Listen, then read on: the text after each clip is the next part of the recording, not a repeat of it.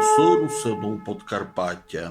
Днес маємо бесіду з дуже інтересним челядником, подкарпатським русином Василем Гнепов, живот котрого може демонструвати зеркало історії нашого края продовж років совєтського і українського часу. Василь буватий з села Пушкіново, котроє за совітів стало Пушкіним, а пару місяців зада було переіменовано на Міжлісне.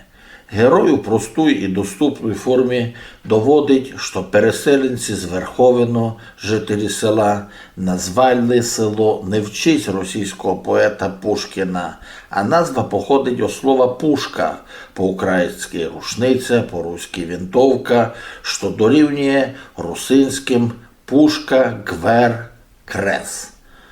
Пан Василь робив електриком, пакмеханіком у колгозі. Після розвала Союза не став контрабандистом, а гебвехши на Подкарпаттю подався на заробітки в Чехію, де проробив 25 років і заробив на пенсію. Тепер удома газдує, як то чинили його предки, робить прифайне вино, помагать русинську суспільності стати на тверді ноги, ходить у церков. І жиє Василь Гнепа за принципом «Мої інтереси кончаються там, де се зачинають інтереси мого народу». Давайте з ним побесідуємо.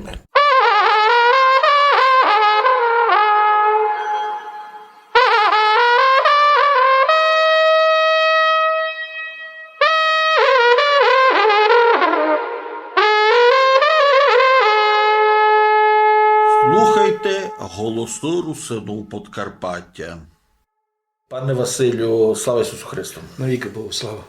Ви родилися у селі, яке недавно нашуміло на все Подкарпаття, село Пушкіново по-старому, а теперка вже Міжлісне.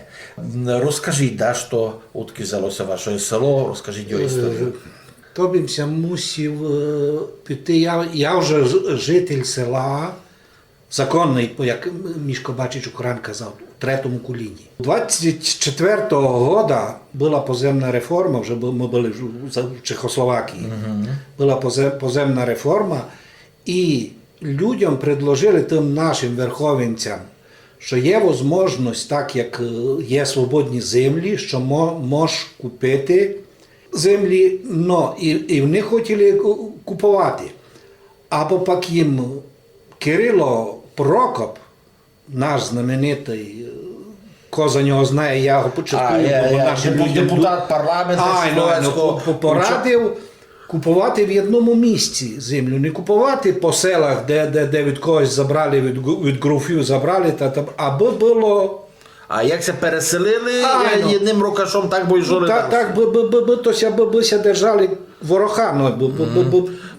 Хочу уточнити, тобто вони із Верховенських сел перебиралися на теперішню Береговщину, Виноградовщину, тобто на низинні, притисянські землі. То від груфів забирали, кому більше, як я не знаю, там 100 гектарів, то було 200 голдів майже, так, там була на реформа. голд продавали землю, то 57 сотень кадастральний голд. Люди почали купувати, та гроші всі не мали, що нараз заплатити. Брали позику. Як то йшло? То так було, що держава від груфа відкуповувала, а продавала уже комусь. Держава виступала як посередник. Чехословацька держава, Масарина, на чолі Масарика, бо він то його була ідея. Гарантував, люди брали, платили якийсь аванс, а пак з банка сплачували, ко не мав грошей. Наприклад, мій дідо купив нараз, і не від Шілінгера, від того груфа, а від простого чоловіка, Комаромія, мадяра. Купив нараз, не знаю, 12 голдів, 14 голдів. Голди, так. Голди, то десь коло 6-8 гектарів в одному місці. І виплатив йому, і почав на тому газдувати. Правді бити, то ти мадяри, або то мадяри були такі, що я ще пам'ятаю, що по-нашому говорили. І як купили землю, дідо купив від мадяра землю, І тот чоловік його вчив газдувати. Коли орати, коли сіяти. Деревцята му молоді продав, садити, сад великий був. Грезно навчив його, як робити. Я роблю грезно вже, мене няня навчив. А няня навчив баба, мати його, бо дідо скоро вмер молодий. Ну, а діда навчив мадярський чоловік, мадяр, як то між людьми ходить, як ці люди частували, не було якоїсь не бойкотував, а наоборот прийшов. гамейства, якесь би зробити, щось помагали. Ну і так заснували село. 26-го года прийшов бабин брат, Бобер, фамілія його, купив осінню 26-го, не літом говорилися, осінню купив. Мій дідо 27-го. Я все думав, що наоборот, або ні, дідо май пізно мій купив землю. 27-го года. Ну і тося вже дітвак уродив. У тій осаді то була руська колонія Вербовець. Так? Перша його назва села була. Інтересно. У тому руська колонія село Вербовець.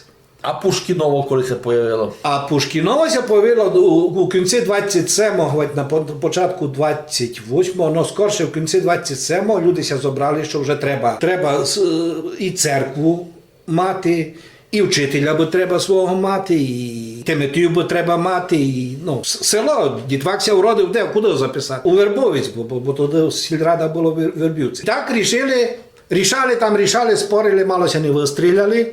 Бо Госта був такий представник того, він вже появився, був 27-го года, щоб було Богостово. Із Лучок він сам родом. А то всі люди, що ще хочу повісти, то внися зібрали, те, що перейшли із греко-католиків, казали, навернулися в православ'я. Вони, тот і Горват був, він то заснував, а Кирило Прокоп помагав. Зібралися і почали рішати, як назвати село, дати йому назву. А майже було, що кожен хотів назвати свою фамілію. Ну, то ясно. Горват казав, а чому має бути то, моє не буде. А Богоста казав, а я майбільш приклався, та не буде Богостово. І на тому так це позважали, що Богоста у Горвата стріляв. До стрілянини дійшло, так що і ножі повитягали, великий, кажуть, скандал був, зробили із того. Нічимся то не кінчило, і пак десь на другий день, це на третій, рішили, що буде Пушкіново. Пушка. Або є ще така легенда, що знайшли якесь оружие. Старої майже. Якесь щось знайшли, оружие та зато Пушкіново. Так воно. Або було до 20... стрілялися, там з пушками ходили, теж було вода схоже. Люди ходили, бо то такий час, то одні тікали, другі се вертали, то держава мінялася, власть, то дуже такий час був. То і тепер. І туди майже емігранти з Росії почали туди свій брук вже обертати. Емігранти вже почали обертати, то село засновано 26-го, в 27-му, може в 28-му вже му дали офіційну назву, заказали дзвони у Пряшеві, Пушкіново на дзвонах написано. При тому з Пушкіним воно ніч не мало. Ніч не зв'язано, бо люди не... А вже в тому відео щось... Може, косі був якийсь бо були в Першу світову, бо були що, бо був Сідей, кажуть, що Сідієва була то ідея.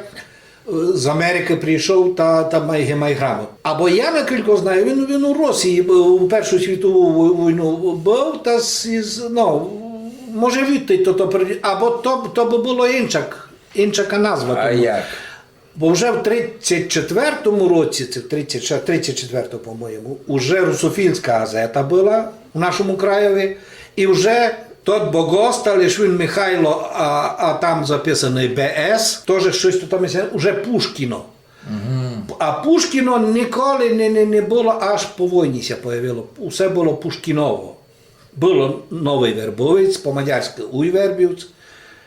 Дзвони заказали. Пушкіново землю платили на тих документах до 31-го року, до церкви вже відкрили. І досить було у Вербівськ, це новий Вербовець, так то по-нашому. І Пушкіново було. А пак Віденський арбітраж 38-го года, там перед мене десь 600 метрів границю поклали.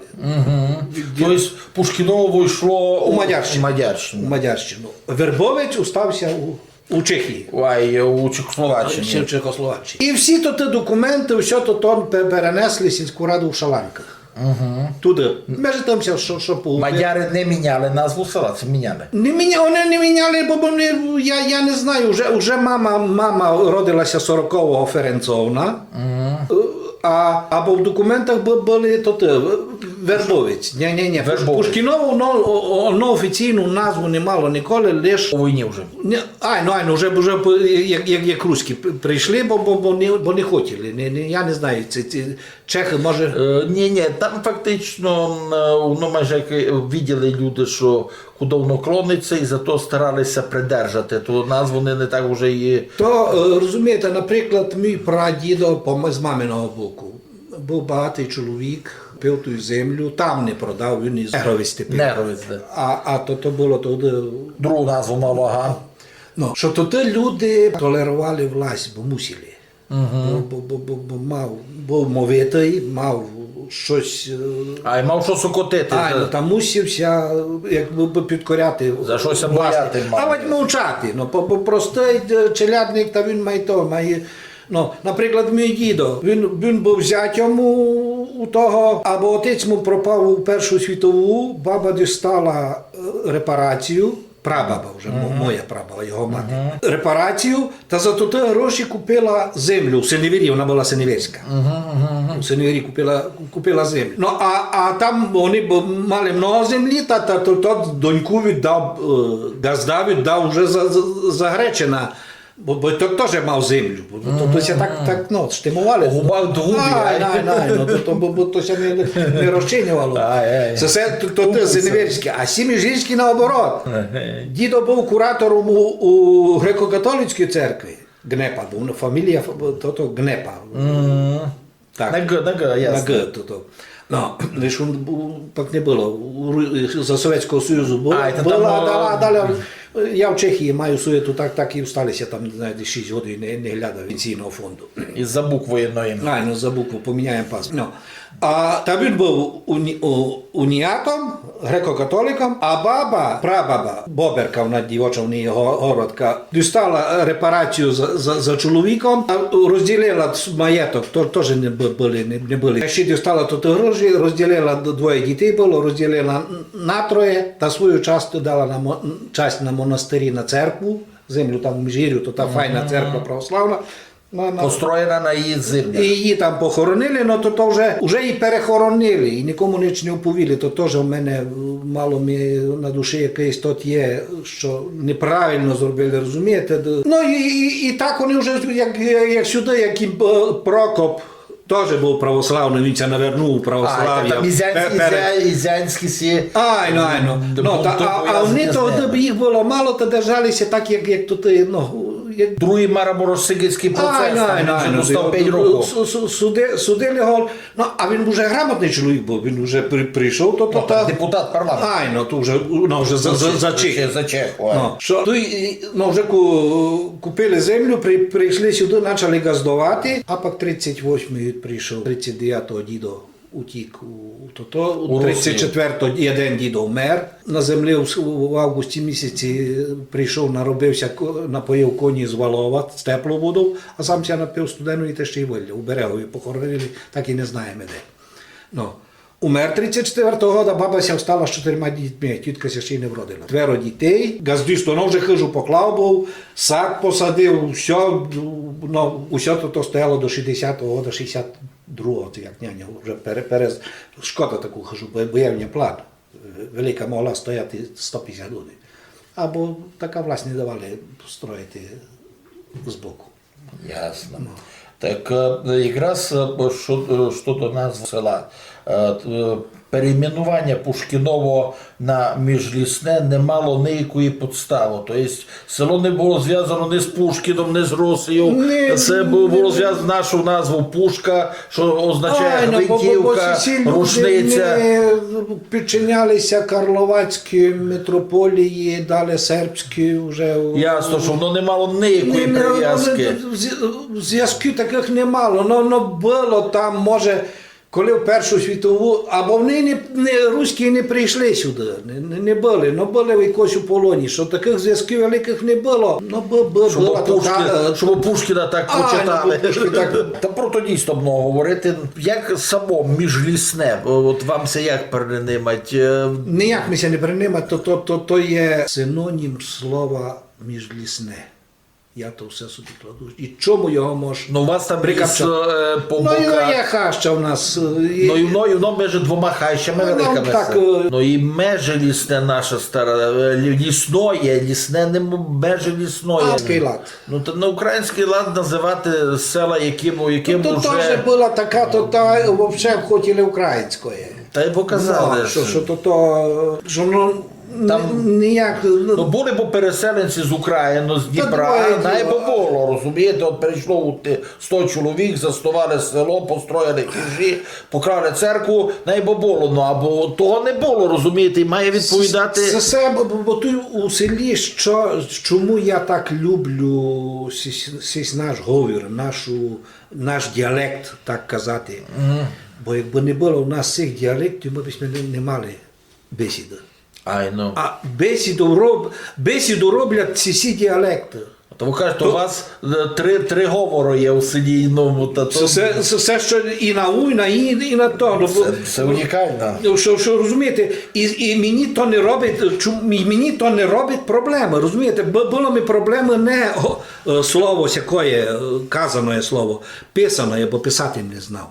Сам се вже навчив тепер, ну, у цей час, як се появили вірші, Адамова почала писати перше, так що... Ай, файно писати. Файно. Ну, Рожко, Володя.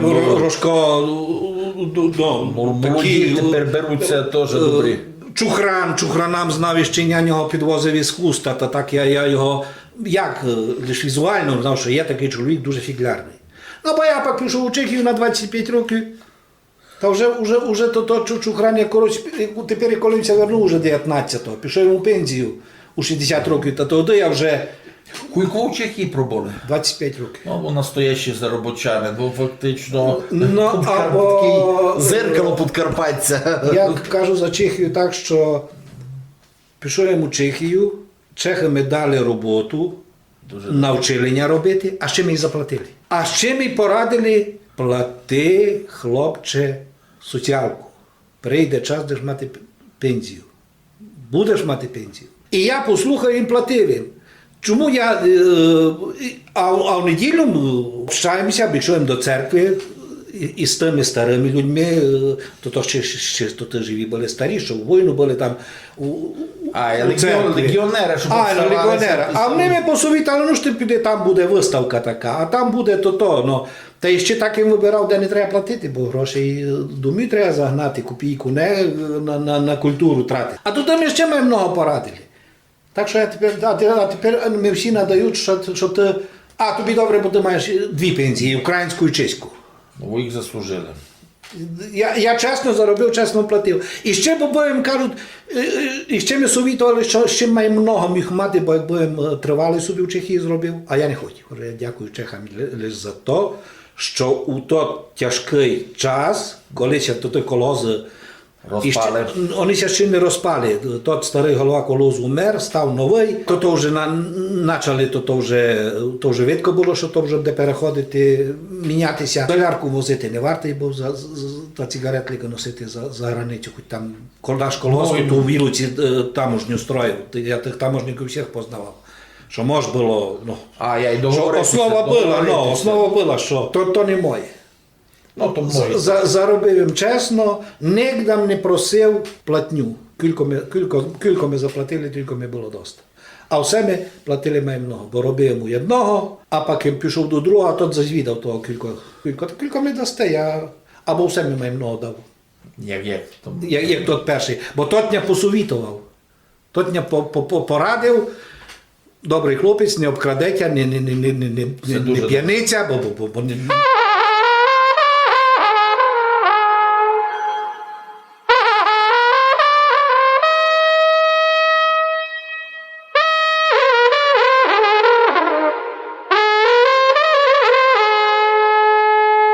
Слухайте голосу русину Подкарпаття.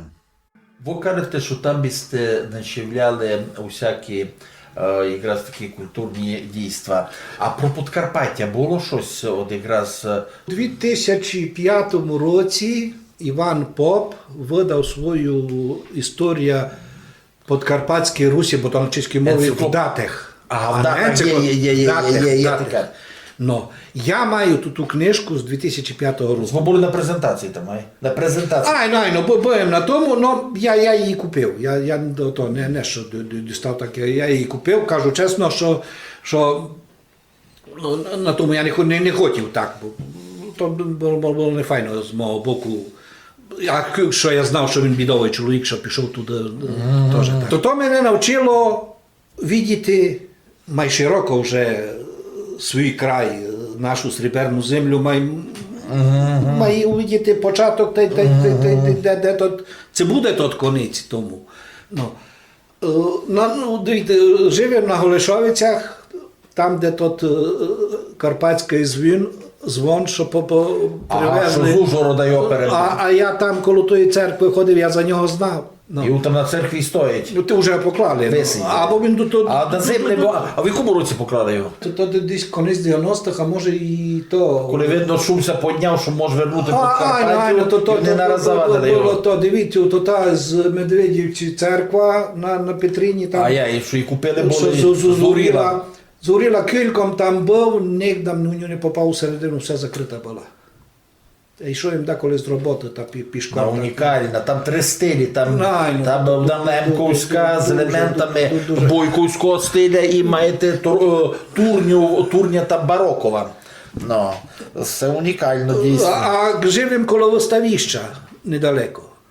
Ну то все, як виставище, то як всякі тут це застройки викладають там, це за якусь історію, це різні теми.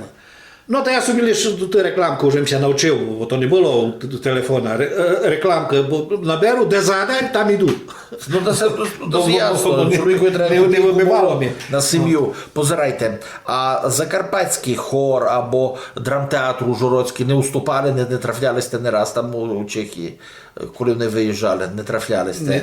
Не трафлялися. Це якраз інтересно, тому що для заробітчан там почти ніц не робить. Як там у Чехії відійшов, там уже пішов у Чехію, нараз їм попав до клієнта. Теж були клієнти, там 94-й рік, вони були там вже з 92-го, 93-го, котрі вже як. Попаємо до клієнта. А далі туди клієнти стали, вже заробили гроші, почали вже почали сісі плес слов'янський, словаки там роблять. Я на то часто ходив у слов'янському домі, та там все виставок якихось іменно слов'янські, та й русини туди ходили. Тепер позирайте, ви займаєтеся виноробством. Дійсно, виробництво вина це ціла культура на Подкарпаттю. І якраз мене заділо, що от переселенці з Верховину навчилися і роблять таке вино, та як ви, це дійсно божественний напиток. Та бо то я ще раз буду повторяти, бо не хочу казати, то похвала людям місним, котрі жили та навчили цих верховинців. Мого діда навчили з вином робити, бо я вже навчив із няня. Можемо навчив іще із Знойма, то якраз 93-й рік, 94-й, 95-й, у них то прийшла, як то це називало, коротше, всі тих начальники познімали з роботи.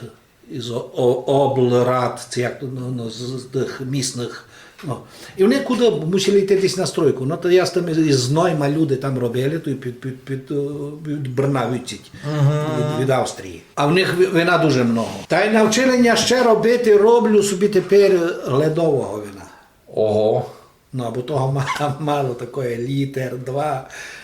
Лишаю, Розкажи, як ви його робите. лишаю то грезно, що не сиплеся, що вже достигне листя, опаде, воно ся держить ще на тому.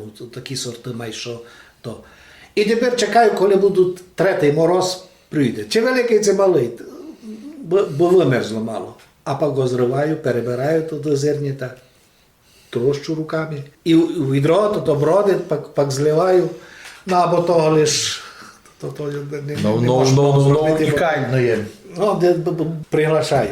Дуже добре, ну інтересно. Я ще за це перший раз чув. Держу, маю таке, ну, то це чеські то ти навчилися. Це наші У нас тут не роблять, я якраз не чув. ледове вино, це я роблю і вже многим розказую, як його робити. Там тут нічого такого сложного, що в винові. У винові потрощити його, там якусь посудину скласти, як вибродило, як вже шваблик не горить, гасне, не гасне, наоборот горить, бо вже кислород туди йде. Друга то та окисляється, то бродило, то вуглекислий газ, а вже кислород туди йде. Туди треба закрити, бо має великий враг вина – воздух, кислород. Запечатати його. Позирайте. Кілько бочок вина ви так маєте у себе? Кілько, там у мене на тому кать 400 літрового. Я так деколи, що і 4, було і 5 кадей тих. Ну то порахуйте, то десь 4, 400 літрова, десь 300 літрів. 3 раз 5 – 15. Було 1500, бо десь 3 роки тому було дуже много, так ми ся видели. Сей рік, ну це не моє вино, це у доньки є. Ну ясно, сім'я. І взяття є на вітчизненому там, ну, то і без трьох тих, я там ся займаю, ну, кажу, я... А любите пити самі вино? Я вино не п'ю, роблю собі то із білого грезна, без цукру, кислої такої, як оцет, фрич. Вина, квас. а мінеральний з квасом. Як тут, коли йшли у Австрію в парламент, та й жити з ними був, із Добрянським. Та пішли пак на 50 грам. Там. А може, каже, фрич будете? А що то фрич? Каже. То таке вино з квасом. Як жити, як попробував, каже, я все життя з цим торгував, та не знаю, що то таке, кілько я втратив. Добре. Ви розказували за один трафунок, чому ви до церкви се обернули. Будьте добрі, перекажіть для наших слухачів. Треба ся вернути у 77-й рік. А ще майдале моє життя ся складує, кожного челядника життя ся складує з якихось етапів. У мене то виходить на 9 років. У 9 років мій дідо, мамин отець, умер, так кажуть, казали, не своєю смертю, виступив 68-го року проти введення військ. Тому прийшов партсекретар із колгозу, та ще там якісь із воєнкомату, хто їх знає відки, щось там із ним поговорили, завезли у больницю на рано готовий. Хоронили його без священника. Не дали, міліційста стояв на вулиці. Ну, це був мій стрес такий, тот пав, бо я виріс у Кузні із дідом в столярному цеху, а там люди сходили усякі, там говорили на всякі теми. Дідо вмер, і я став великим бітангом, я став неуправляємим. Дідо вмер, у мене, моя, як тепер знають казати, то моя криша була. Я став Параховником. таким чибіст, кличка в мене.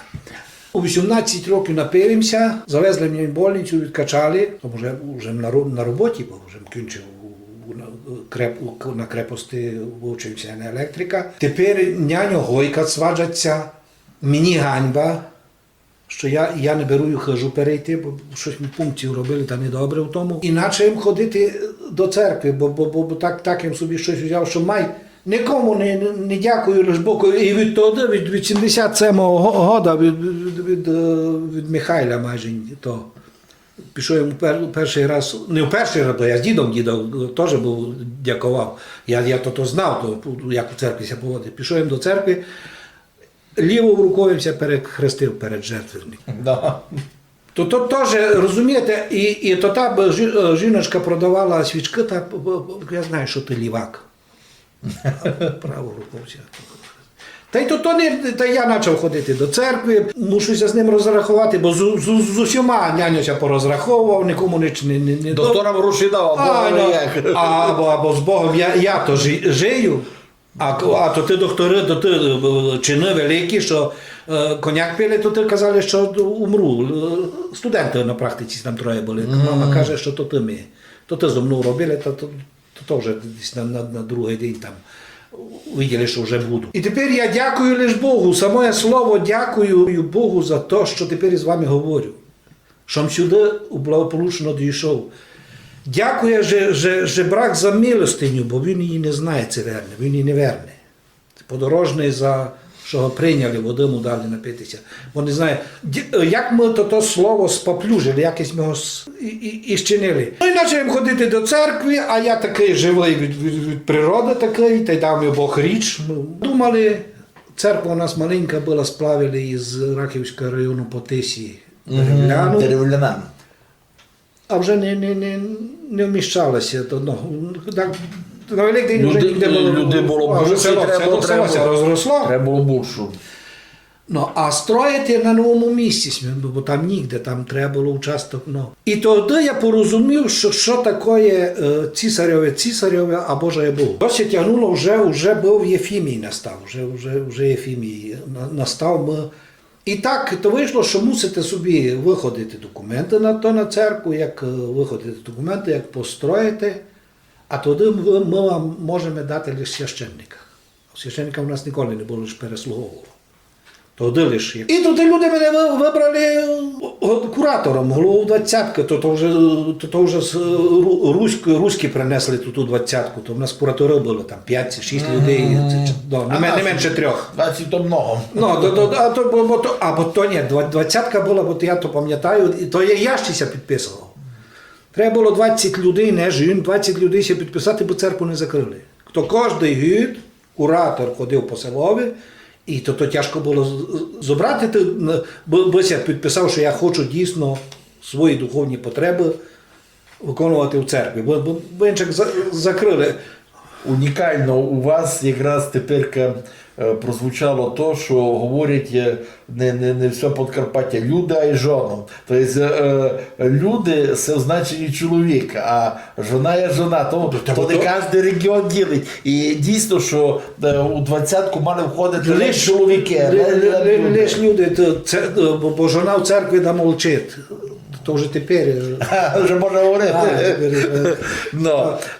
І розумієте, і так все стало, що я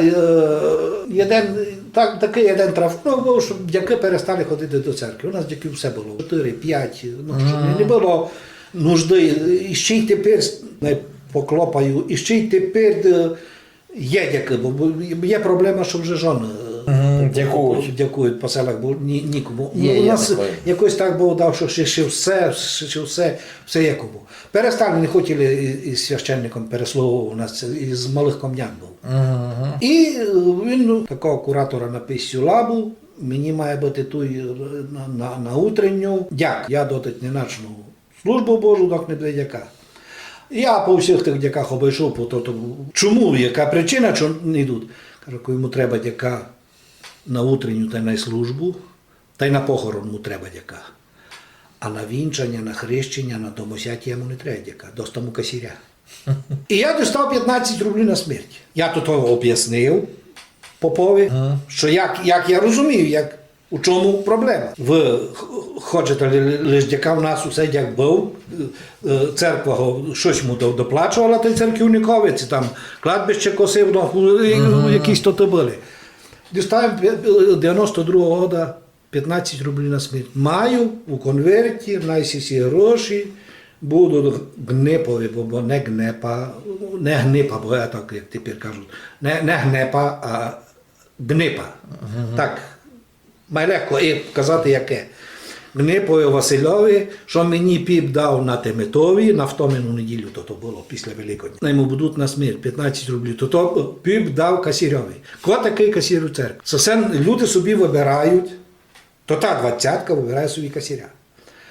Або як подивимо у статут, маю статут із 91-го року, це з другого, то вже Єфімія, 4 глава, по-моєму, аж добре. Що у всі отчоти в єпархії йде священники з касірем. Службу в церкві, то, що я не прийду, біда не буде. Та й касір не прийде, біда не буде. Дяк із попом. Дяк із церківником. Та й піп. То є 3 особи служителі церкви. Бо я собі таку тут виробив, що служителі церкви дочасні, а церква вічна. Лиш тепер у нас тільки в церкві, і тепер десь 2 тижні тому це 3 вискочила нова православна церква. Ну, до такої. Уже 4-та.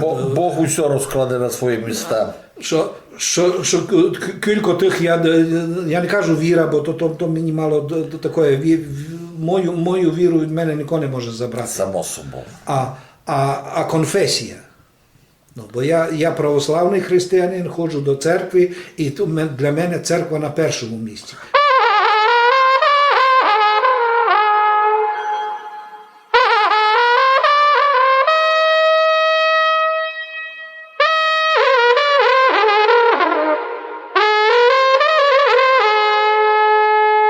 Слухайте голоси русинів Подкарпаття.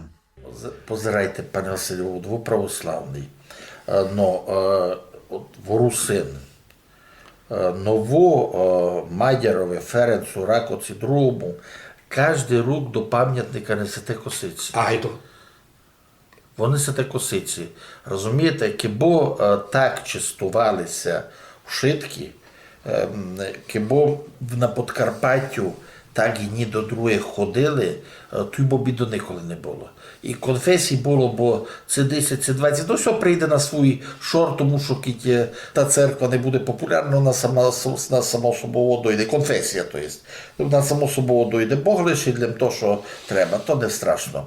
От чому Ференца Ракоці ви так чистуєте? Розумів, були будьте в Мадярах, Та бо це є день, який признав наш народ. Один із, його Мадяр називали королем, фактично.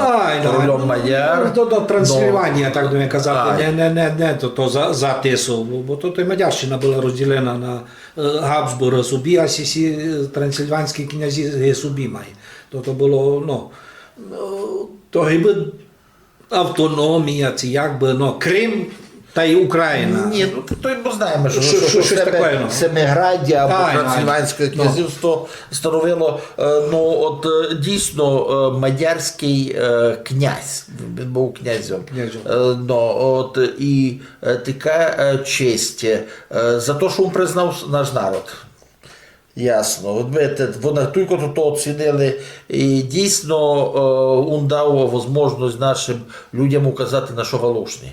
Тому що не лише прості вояки Куроцо, а воєначальники були у нього Куруцу, якраз із-под русинів. І дійсно він, коли увидів, як до нього зайшли, як вони воювали, то у нього не було слов. Іван Поп книжку ми дав. Та я вже тоді почав читати то, бо, наприклад, наші предки прийшли з Красної ріки, з Лугоша.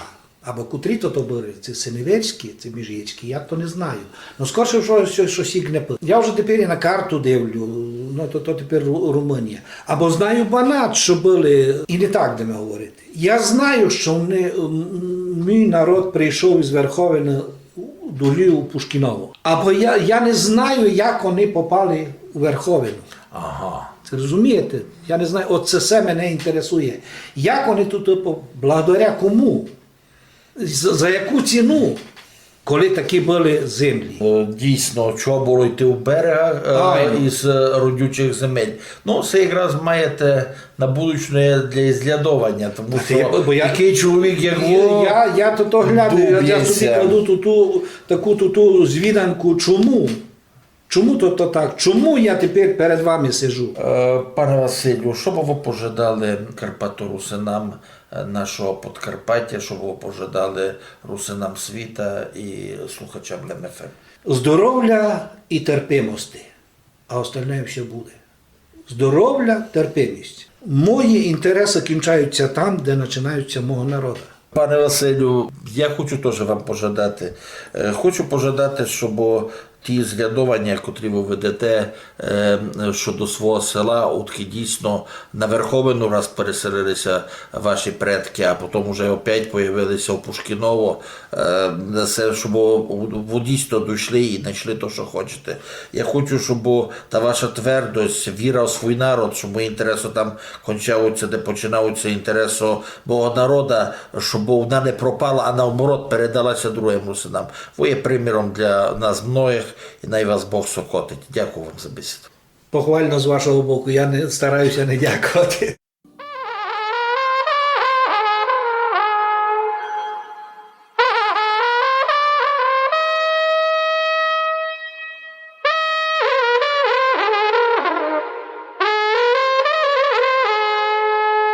Голоси русину Подкарпаття.